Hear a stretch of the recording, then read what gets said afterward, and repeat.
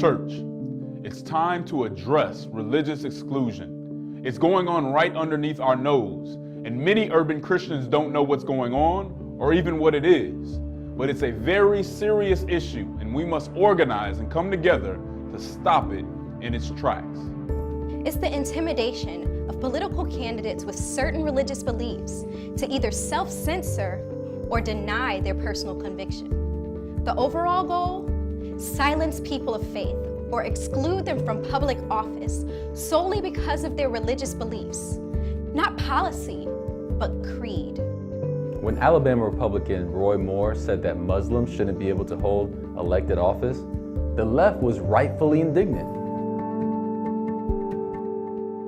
But ironically, they're doing the same thing, taking the same stance toward urban Christians who hold a more centered or traditional view when it comes to social issues. This is not only a problem for the church, this is a problem for other people of faith as well. I'm a pediatric dentist and public education advocate, and I was a candidate for Georgia State Senate. And I was amazed that the far left smeared my name all over the internet. I was harassed and vilified on social media and through mass mailings. The far left focused the campaign on my Facebook post where I questioned popular views on abortion and sexual ethic. The intimidation became so aggressive that my campaign manager and directors quit, largely out of fear of not finding future political work. Even the mail company that I hired terminated our relationship. A well-known progressive group that I served with for years quietly asked me to resign. Some horrible things were said to me and my family from people on the far left. I was even told that I should have been in the First Baptist Church in Texas, where several members were murdered in a mass shooting. I am a former investment advisor who is now a pastor and executive director of the Fellowship of Christian Athletes in Atlanta. During my candidacy for mayor of Roswell, Georgia, I had to fight on two fronts.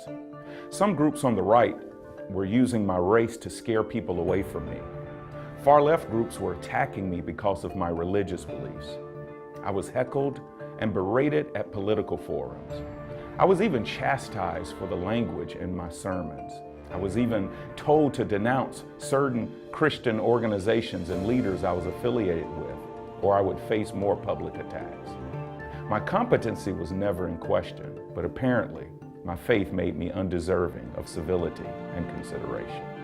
As we fight against GOP voter suppression efforts, we must also realize that religious exclusion amongst the political left is a growing problem that must be addressed and neutralized immediately.